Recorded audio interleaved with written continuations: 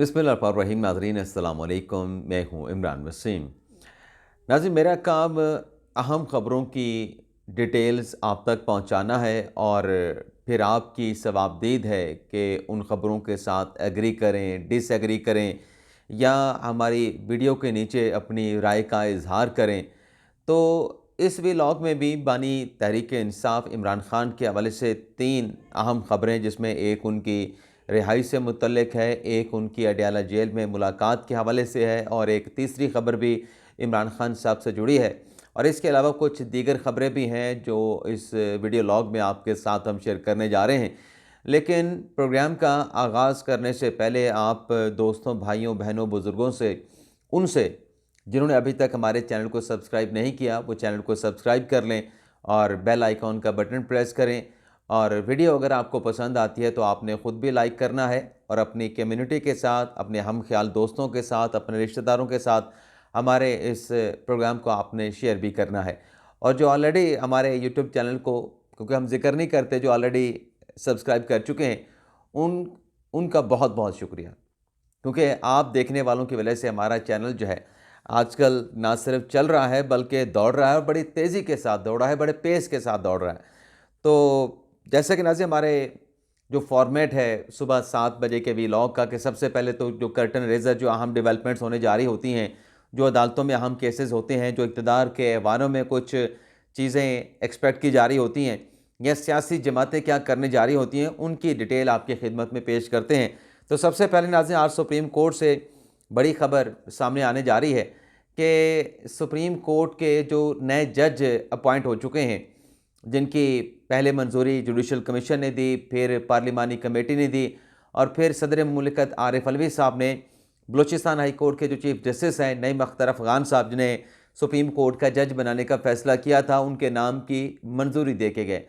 तो चूँकि अब नईम अख्तर अफ़गान साहब के नाम का अप्रूवल भी हो चुकी है, उनके नाम का नोटिफिकेशन भी जारी हो चुका है, तो आज सुप्रीम कोर्ट में हल्फ बर्दारी की एक तकरीब सुबह 9:30 बजे मुनक़्क़द की जाएगी, 9 साढ़े 9 बजे, जिसमें चीफ जस्टिस पाकिस्तान जस्टिस काजी फ़ाइज़ साहब, जिन्होंने गुज़िश्ता रोज़ आसिफ अली ज़रदारी से सदर पाकिस्तान का हलफ़ लिया था, तो आज कल के बाद आज वो दूसरा रोज़ होगा कि काजी फ़ाइज़ साहब नईम अख्तर अफ़गान साहब से सुप्रीम कोर्ट के जज का हलफ़ लेंगे। और इस नाज़रीन ओवर टेकिंग की तकरीब के बाद सुप्रीम कोर्ट में जो जज साहबान हैं, जो जजेस की तादाद है वो 17 हो जाएगी और अभी 3 जजेस की असामियाँ मज़ीद भी खाली हैं। और देखना ये होगा कि आइंदा आने वाले दिनों में कब जुडिशल कमीशन का इजलास बुला के कब सुप्रीम कोर्ट में जजेस की तैनातियाँ की जाती हैं। लेकिन उससे भी जो ख़ास बात है कि कौन से नाम सुप्रीम कोर्ट के जजेस के तौर पे सामने आते हैं, किस हाई कोर्ट से आते हैं। बलूचिस्तान हाई कोर्ट से तो ग़ालिबन अब नाम नहीं आएगा, ऑलरेडी 3 बलूचिस्तान हाई कोर्ट से जज साहबान सुप्रीम कोर्ट में आ चुके हैं। तो अब सिंध, इस्लामाबाद हाई कोर्ट, पंजाब और KPK से लगता यही है कि सुप्रीम कोर्ट में जजेस की तैनाती होगी, इम्कान है। और ये भी इम्कान मौजूद है कि किसी नामवर प्रोमिनेंट लॉयर को जो है वो डायरेक्टली सुप्रीम कोर्ट में जज के तौर पे अपॉइंट भी किया जा सकता है, तो ये भी एक इम्कान मौजूद है। लेकिन बहरहाल जो भी डेवलपमेंट इस सिलसिले में होगी उसकी डिटेल हमारे ज़राए हमारे साथ जैसे ही शेयर करेंगे, और ज़राए को इस प्रोग्राम के ज़रिए भी कह देते हैं कि आपने टाइमली हमारे साथ जुडिशल कमीशन के इजलास की खबर अगर आप तक पहुँचती है तो आपने हमारे साथ नाम शेयर कर लेने हैं कि कौन से नाम हैं, कौन से वकला हैं या कौन से जजेस हैं जिन्हें सुप्रीम कोर्ट में एलिवेट किया जाएगा। इसके अलावा नाजरीन, इस्लामाबाद हाई कोर्ट में आज बड़े अहम मुकदमात की समाअत होने जा रही है।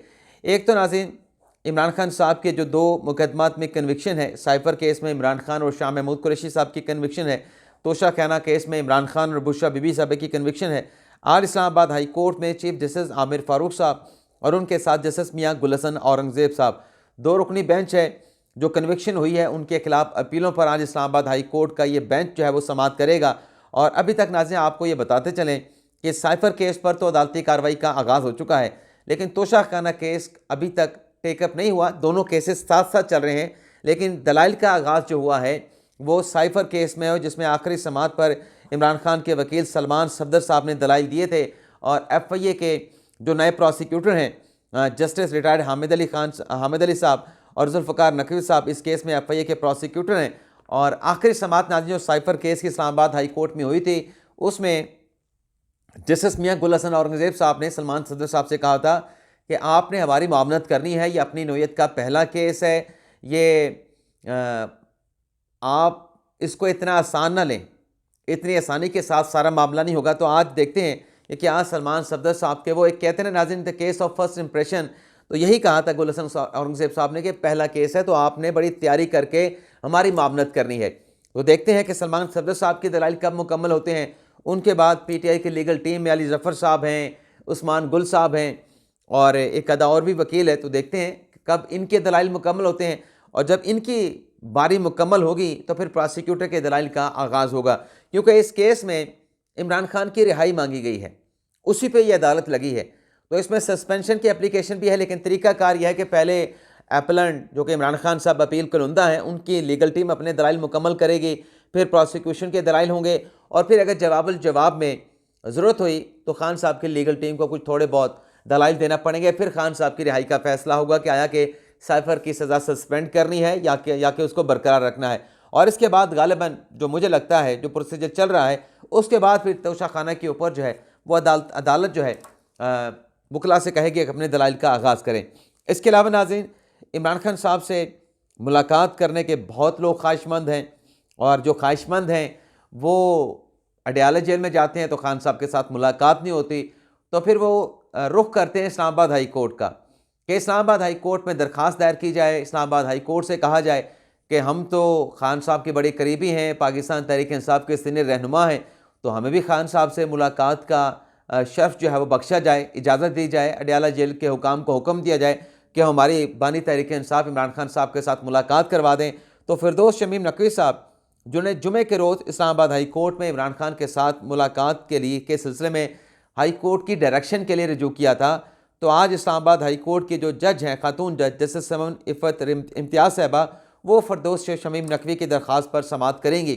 देखते हैं इस केस में फिरदौस शमीम नकवी साहब को खान साहब से मुलाकात की इजाज़त मिलती है या फिर कुछ और डायरेक्शन अदालत के सामने आती हैं। इसके अलावा नाज़रीन, समी इब्राहिम साहब, उन्होंने भी इस्लामाबाद हाई कोर्ट से रजू किया था कि वो अडयाला जेल में जो केसेस की समाअत होती है उसको कवर करना चाहते हैं, उसकी मीडिया रिपोर्टिंग करना चाहते हैं, लेकिन अडयाला जेल के हुकाम ने गलबन समी इब्राहिम साहब को अलाउ नहीं किया था कि आपको इजाज़त नहीं दे सकते। वजह का मुझे इल्म नहीं, लेकिन इस बात का तो इल्म है कि समी इब्राहिम साहब ने अडयाला जेल के इस हुकाम पे इजाज़त ना देने पे, कमरा अदालत में जाने को अलाउ ना करने पे उन्होंने इस्लामाबाद हाई कोर्ट में कंटेम्प्ट की एप्लीकेशन दायर की थी, जिस पर आज इस्लामाबाद हाई कोर्ट में समाअत होने जा रही है।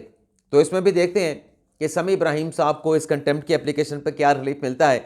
इसके अलावा इस्लामाबाद हाई कोर्ट में जो डिप्टी कमिश्नर इस्लामाबाद हैं इरफान नवाज़ मेमन साहब, जिन्हें तौहीन अदालत का मुर्तकब करार दिया गया है, 6 माह कैद की सज़ा भी दी गई है। उनके साथ दीगर जो ऑफिशल्स हैं, SSP ऑपरेशन है, उनको भी तौहीन अदालत का मुर्तकब करार दिया गया। 4 माह की कैद सुनाई गई और मुतलका थाने के SHO जिन्होंने शानदाना गुलजार और शहरियार रफीदी को गिरफ्तार किया था, उनकी भी 2 माह की सज़ा अदालत ने सुना रखी है। लेकिन इस फैसले को ऑफिशियल्स की जानिब से डिप्टी कमिश्नर इस्लामाबाद इरफान नवाज़ मेमन और दीगर ऑफिशियल की जानिब से इस्लामाबाद हाई कोर्ट में इंटर कोर्ट अपील के ज़रिए चैलेंज किया गया है। तो आज देखते हैं इस अपील पे क्या समाअत होती है। आखिरी समाअत पर जो 2 रुकनी बेंच था, जिसमें चीफ जस्टिस आमिर फारूक साहब और जस्टिस तारिक महमूद जहांगीरी साहब थे, तो जहांगीरी साहब ने बेंच में बैठने से इनकार कर दिया था। गालिबन उनका इसी नोयत के एक केस में फ़ैसला आ चुका है, राय आ चुकी है, तो इसलिए जहांगीरी साहब ने उसी नोयत के दोबारा केस में बैठना मुनासिब नहीं समझा कि मैं जब एक मरतबा फ़ैसला दे चुका हूँ, मेरी राय पब्लिक हो चुकी है, तो मैं कैसे फिर वही मुकदमा, उसी नोयत का मुकदमा सुन सकता हूँ। तो आज इस केस की भी समाअत होना है। अभी तक बेंच की डिटेल सामने नहीं आई, मुझे इल्म नहीं, मेरे नॉलेज में नहीं कि कौन सा बेंच बना, लेकिन बहरहाल देखते हैं कि इस केस का आज क्या होता है। इसके अलावा नाज़रीन, सुप्रीम कोर्ट में भी आज बड़े अहम एक मुकदमे की समाअत होने जा रही है और अदालत लगेगी कमरा अदालत नंबर 1 में और बेंच है चीफ जस्टिस पाकिस्तान जस्टिस काजी फायजी साहब और उनके साथ इरफान सादिक खान शामिल हैं। और केस है नाज़रीन जो FIA की जानिब से सहाफ़ियों को नोटिस किए गए हैं, उस पर हमारे जो सदर हैं जनाब अकील अफजल साहब, उन्होंने पटिशन दायर की है पास की तरफ से, press association of supreme court की तरफ से, मुंतखब काबीना की तरफ से, तो उस पर भी आज इस्लामाबाद हाई कोर्ट अपना सुप्रीम कोर्ट में समाअत होना है। और सलाहुद्दीन अहमद हैं पास के वकील, और इसमें यह केस तो चलेगा, इसके साथ साथ जो माजी 2021 में यानी तकरीबन को 3 साल पहले जो इमरान शफकत साहब को, उसके साथ साथ हामिद मीर साहब को, और ग़ालिबन एक और सहाफ़ी था जिनको FIA की तरफ से 2021 में हिरासत किया गया था, वो केस भी इसी केस के साथ अटैच है। इसके अलावा नाज़रीन एक और चीज़ भी, 5 माह से बोल ने अपने एम्प्लॉइज़ को तनख्वाहें नहीं दे रखी। बोल ने अपने मुलाजमीन को तनख्वाहें देना तो क्या, उनको बताना भी गवारा नहीं समझा कि आपकी तनख्वाह कब अदा की जाएगी, आपको तनख्वाह कब मिलेगी। अक्टूबर से लेके आज का दिन है, तो आज ये भी कमरा अदालत में बात करेंगे। पैमरा के हुकाम इस केस में पेश होने हैं, साफ़ियों के केस में। तो चीफ साहब से दरख्वास्त करेंगे कि चेयरमैन पैमरा से कह दें कि जब कौंसल तश्कील पा चुकी है, कौंसल ऑफ कंप्लेंट, वहाँ पे एप्लीकेशन भी दी जा चुकी है, तो फिर उसको टेकअप ही कर लें। 20 दिन से ज़्यादा गुजर चुके हैं उस दरख्वास्त को कौंसल को दिए हुए, पैमरा को दिए हुए। तो अब तक तो आप कंप्लेनेंट्स को बुला के, जिन्होंने शिकायत दी है, जो मुलाजमिन कहते हैं कि पैमरा, हम पैमरा के मुलाजम थे, हमें तनख्वाह नहीं दे रहे, उनको बुला के एटलीस्ट जो काउंसिल ऑफ कंप्लेंट्स है उनका मौक़िफ़ सुन के चैनल को नोटिस ही कर देते। तो आज ये भी मामला सुप्रीम कोर्ट के सामने आ सकता है। इसके अलावा नाज़रीन, साबिक़ सदर आसिफ ज़रदारी का हलफ भी हो गया और काबीना डिवीज़न की जानिब से उनके सदर पाकिस्तान बनने का नोटिफिकेशन भी जारी कर दिया गया। और आज इस बात का इम्कान है कि जो वफाकी काबीना है, यानी वज़ीर-ए-आज़म तो मुंतखब हुए, साथ में वफाकी काबीना भी होगी जो कि मुख्तसर रखने का फ़ैसला किया गया है। तो आज ऐवान सदर में नई वफाकी काबीना की हल्फ बर्दारी की तकरीब होने का भी इम्कान है, जो कि 4 बजे का वक्त बताया जा रहा है। तो इस पर भी जो भी अपडेट होगी, जो भी डेवलपमेंट होगी, वो भी नेक्स्ट व्लॉग में आपके साथ हम शेयर करेंगे।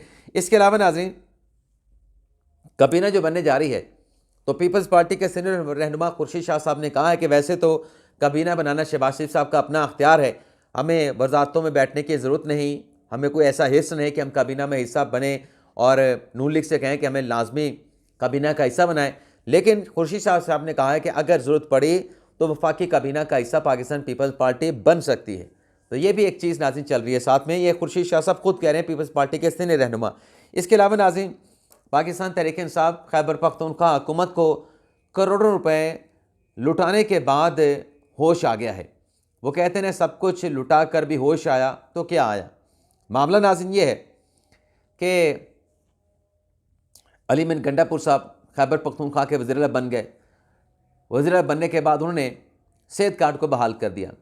लेकिन सेहत कार्ड के हवाले से नाज़रीन जो एक रिपोर्ट हमने परसों के व्लॉग में आपके साथ हमने शेयर की थी, उसमें हमने आपको बताया था कि देर बाला जो कि एक छोटा सा शहर है खैबर पख्तूनख्वा का, वहाँ के जो MS और सर्जन थे, उनकी तरफ से अपने निजी हॉस्पिटल में 1826 अपेंडिक्स के ऑपरेशन किए गए। एक ही बीमारी के 773 ऑपरेशन किए गए और करोड़ों रुपए के बिल जो हैं वो इंश्योरेंस कंपनी स्टेट लाइफ से वसूल किए गए। उसमें ये चीज़ सामने आई कि C सेक्शन अपेंडिक्स के ऑपरेशन जो कि सरकारी हॉस्पिटल में हो सकते हैं, ये दोनों मुबैना तौर पे जो रिपोर्ट हुआ, जो इंक्वायरी मुबैना तौर पे सामने आई कि ये दोनों MS और सर्जन साहब जो थे, ये उन मरीज़ों को जो कि सरकारी हॉस्पिटल में आए थे, उन्हें अपने प्राइवेट हॉस्पिटल में रेफ़र कर रहे थे कि सेहत कार्ड पे इनका ऑपरेशन करके पैसा बनाया जाएगा। तो करोड़ों का वो मुबैना तौर पे घपला सामने आया था। इसके बाद नाज़रीन ये हुआ कि अब KP हुकूमत ने स्टेट लाइफ को, और स्टेट लाइफ ने तमाम जो हॉस्पिटल्स हैं जो सेहत कार्ड के पैनल पे हैं, उनको ये डायरेक्शन जारी कर दी हैं कि आइंदा जो C सेक्शन होगा, जो एंजियोग्राफी होगी, जो अपेंडिक्स का ऑपरेशन होगा, गले, पथरी, आँख, नाक के जो ऑपरेशन होंगे वो सरकारी हॉस्पिटल में होंगे। सेहत कार्ड पर महंगे हॉस्पिटल में इन बीमारियों के ऑपरेशन या ट्रीटमेंट अलाउ नहीं की जाएगी। अगर आप करेंगे तो इसकी आपको कोई पेमेंट वगैरह नहीं दी जाएगी। अब इसमें KP हुकूमत का ये फ़ैसला करना और स्टेट लाइफ इंश्योरेंस कंपनी के ज़रिए प्राइवेट हॉस्पिटल को जो कि पैनल पे हैं सेहत कार्ड के, उन्हें ये आगाह कर देना, उन्हें इंटीमेट कर देना, इस बात का एतराफ़ है कि पहले अच्छा नहीं हो रहा था, पहले गलत हो रहा था। सेहत कार्ड की आड़ में पैसा बनाया जा रहा था, ख़जाने से पैसा साइफर किया जा रहा था। तो अब वो जैसे मैंने कहा कि सब कुछ लुटा कर भी होश आया तो क्या आया। जो ज़िम्मेदारान हैं उनके खिलाफ फिर कार्रवाई भी तो होनी चाहिए ना। इसके अलावा नाज़रीन, एक और चीज़, अली अमीन गंडापुर साहब का हमने जिक्र किया, वज़ीर आला खैबर पख्तूनख्वा का। तो कल जब सदर पाकिस्तान की हल्फ बर्दारी की तकरीब हुई तो अली अमीन गंडापुर साहब वहाँ पे नहीं गए। और अली अमीन गंडापुर साहब ने कहा कि चूँकि ये सदर ज़रदारी फार्म 47 वाले हैं, फार्म 47 वाले ने उनको वोट दिया है, तो मैं कैसे जाऊँ, मैं नहीं जाऊँगा। तो वो नहीं गए। लेकिन खैबर पख्तूनख्वा में उन्होंने जलसे से खिताब किया, बड़ी धुआंधार किस्म की, बड़ी तलखी वाले उन्होंने तकरीर की और कहा कि हम अपना मैंडेट भी लेंगे और भी बहुत सारी उन्होंने बातें की।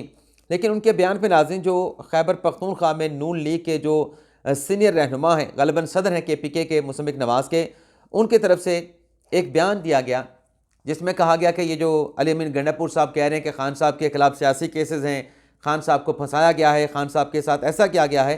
तो अख्तियार वली ने कहा कि जो साइफ़र असद मजीद ने इमरान खान साहब को भेजा था, वो साइफ़र इमरान खान को दिया गया, उसको डी कोड करके, जब डी कोड करके उसकी कापी इमरान खान को दी गई, वो साइफ़र की कापी गुम हो गई। अख्तियार वली साहब ये कहते हैं कि वो साइफ़र की कापी जो इमरान खान साहब ने गुम की, वो गुम होने के बाद मीडिया पे छप गई, मीडिया पे पब्लिश हो गई। तो बानी तहरीक इंसाफ इमरान खान की ये साजिश थी, उस साइफ़र का गुम होना और गुम होने के बाद उस साइफ़र का एक इंटरनेशनल मीडिया ऑर्गेनाइजेशन में छप जाना, ये एक साजिश थी। तो ये नाज़रीन आज के दिन का हमारा व्लॉग, उम्मीद करते हैं कि आपको पसंद आया होगा। इजाज़त चाहते हैं आपसे, अल्लाह ताला हम सब का हामी नासर हो। अपनी ढेर सारी दुआ में याद रखिएगा। अल्लाह हाफ़िज़।